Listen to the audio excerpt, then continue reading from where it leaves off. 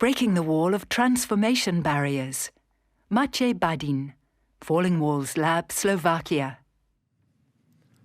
Ladies and gentlemen, imagine the world full of materials hosting exotic and unique properties, such as room temperature superconductors. But how would you create such a material?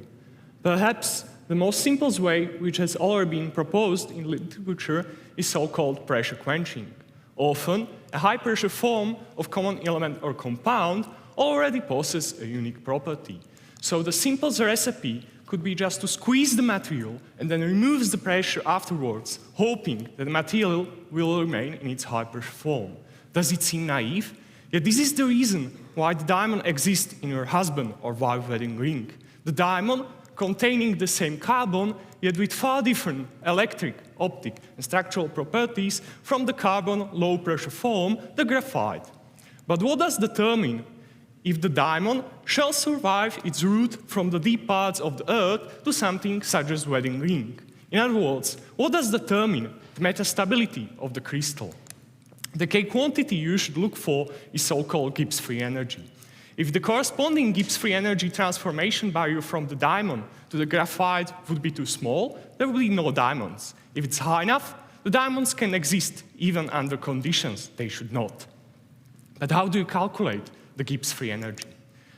To our best and honest knowledge, no one has been able to push the answer to this question so far as us. In our recently published paper, we propose a simple and a generic numerical algorithm by means of which you can calculate the Gibbs-free energy barrier in the corresponding correct transformation mechanism. Our method gives predictions on how exactly will the atoms shuffle during this transition, which are verifiable in experiments such as ultra-fast X-ray diffraction. As a matter of curiosity, our predictions in that paper were already being verified for another compound also this year. Thus, our method opens the door for the computational search of the metastable forms of materials, forms which can have very unusual but very promising properties by means of their application.